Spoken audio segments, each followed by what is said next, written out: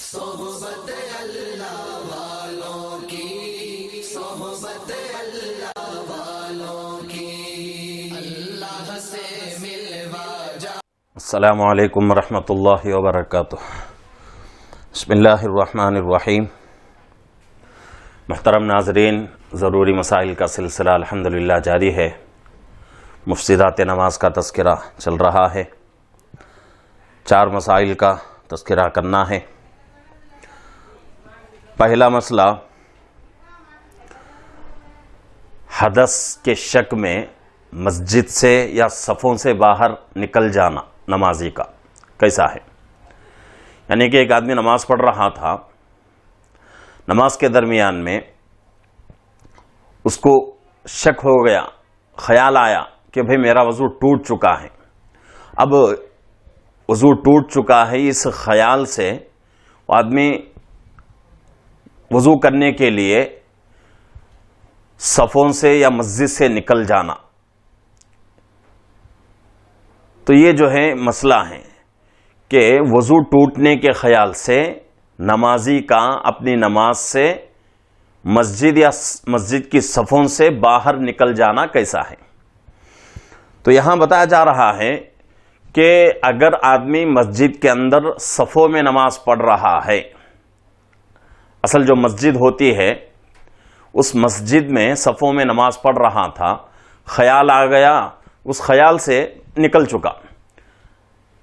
اب یہ نکلنا صفوں سے تجاوز کر گیا، یعنی صفوں کے باہر صفیں چھوڑ کر کچھ دور نکل گیا، مسجد سے باہر نہیں نکلا، تو اس سے اس کی نماز فاسد نہیں ہوتی۔ پھر اس کو خیال آ گیا کہ بھئی میرا وضو نہیں ٹوٹا ہے، تو وہ آدمی کیا کرے، فوراً نماز میں پھر جو ہے شامل ہو جائے اور شامل ہو کر مکمل کر لے، اس سے اس کی نماز فاسد نہیں ہوتی۔ ہاں، اگر کوئی اس خیال سے مسجد سے باہر آ جاتا ہے، صفوں سے تجاوز کر جاتا ہے، یعنی کہ صف جو ہیں صفوں سے بالکل باہر آ جاتا ہے، اور مسجد سے باہر یعنی کہ مسجد کے 2 حصے ہوتے ہیں بعض مساجد کے، ایک حصہ اندرونی، ایک حصہ بیرونی۔ باہر کا جو حصہ ہوتا ہے میدانی حصہ، وہاں تک آ گیا، اس کے بعد اس کو یاد آ گیا، تو اب یہ نماز اس کی فاسد ہو جائے گی۔ نماز مسجد کے اندر ہی ہے، صفوں میں ہی ہے، تو پھر یاد آنے پر اسی نماز میں پھر آدمی لوٹ سکتا ہے، اس کی نماز فاسد نہیں ہوتی۔ ہاں، اگر کوئی آدمی میدان میں نماز پڑھ رہا ہو تو میدان میں نماز پڑھنے والے کے لیے اپنے صف سے نکل جانا اور سجدے کی جگہ سے نکل گیا تو اس کی نماز، اس کو پھر یاد آنے پر اگر آدمی نماز میں داخل ہونا چاہے تو اب اس کے لیے موقع نہیں ہے، اس کی نماز فاسد ہو جائے گی۔ تو یہ جو ہے سمجھنے کا مسئلہ ہے۔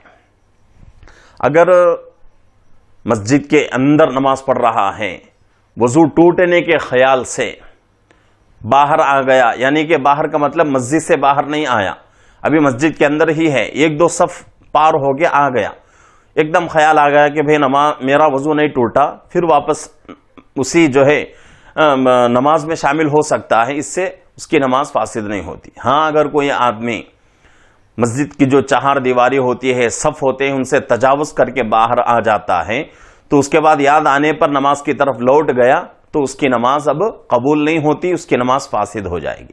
اسی طرح میدان میں نماز پڑھنے والا اپنے صف سے تجاوز کر جاتا ہے تو پھر اس کی نماز فاسد ہو جاتی ہے۔ اسی طریقے سے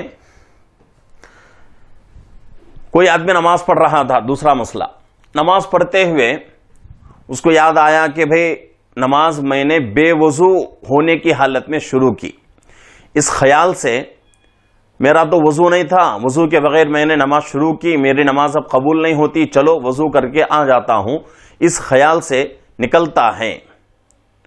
نکلنے کے بعد اس کو یاد آتا ہے کہ بھئی بے وضو میں نے نماز نہیں شروع کی، بلکہ با وضو نماز شروع کی تھی، وضو کی حالت میں نے نماز شروع کی تھی، تو اب یہ جو نکلنا ہے چاہے صفوں کے اندر ہی کیوں نہ ہو، 1-2 صف صرف جو ہے پار ہو کے باہر گیا ہے، ایک دم مسجد کی 4 دیواری سے باہر نہیں آیا، تب بھی اس کی نماز فاسد ہو جائے گی۔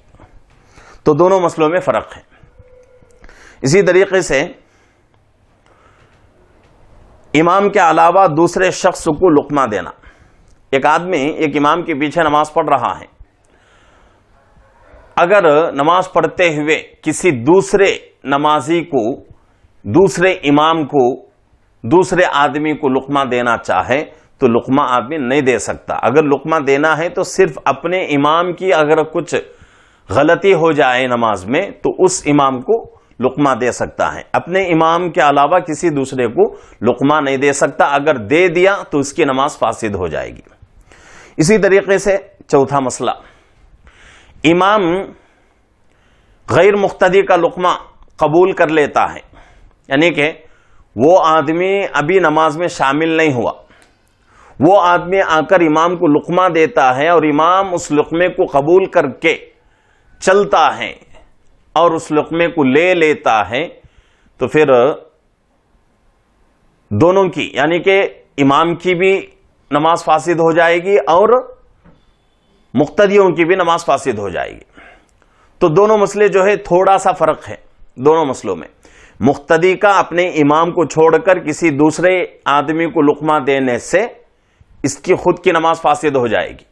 امام کا اپنی مقتدی کے علاوہ کسی دوسرے آدمی کا لقمہ قبول کر کے لقمہ لینے سے امام کی بھی نماز فاسد ہو جائے گی اور دوسرے لوگوں کی بھی نماز فاسد ہو جائے گی.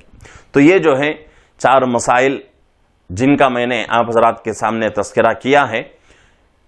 اور بھی کچھ چیزیں ہیں اور بھی کچھ مسائل ہیں، انشاءاللہ آئندہ ویڈیوز میں آپ حضرات کے سامنے آئیں گے.